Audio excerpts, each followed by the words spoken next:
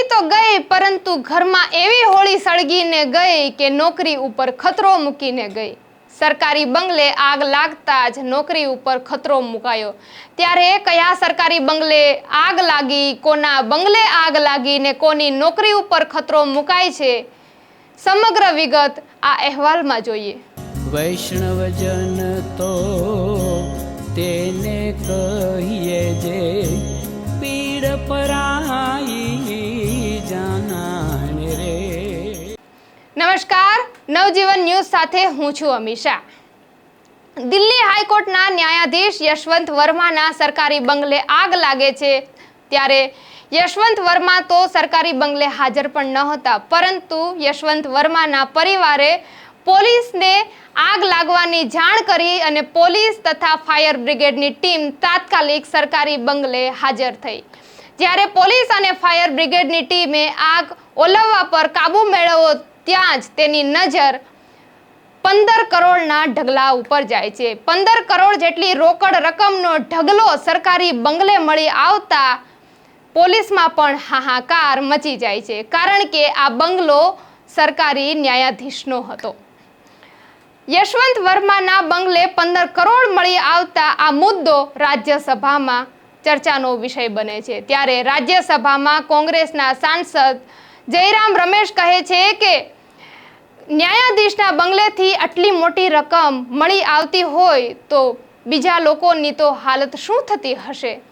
ત્યારે રાજ્યસભાના અધ્યક્ષ અને ઉપરાષ્ટ્રપતિ જગદીપ ધનખડે પણ ચિંતા વ્યક્ત કરી છે અને તેમણે કહ્યું છે કે આ મુદ્દો તપાસનો વિષય છે, આના ઉપર તપાસ કરવામાં આવશે અને માળખાગત ચર્ચા કરવામાં પણ આવશે।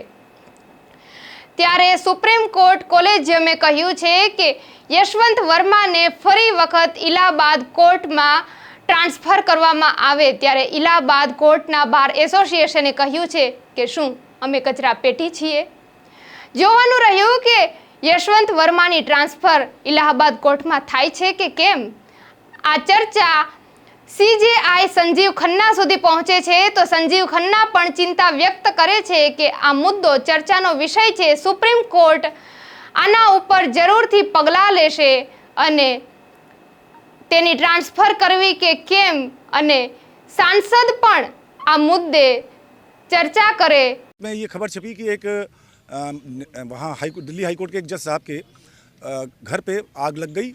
उसमें जब फायर ब्रिगेड और पुलिस की टीम वहाँ पर पहुँची तो आग बुझाने के दौरान वहाँ पर एक बहुत बड़ी संख्या में कैश बरामद हुआ और इससे उनके ऊपर भ्रष्टाचार का आरोप लग गया और इस पर सुप्रीम कोर्ट की कोलेजियम ने आनन फानन में फैसला ले करके उनको अपने parent high court Allahabad high court भेज दिया।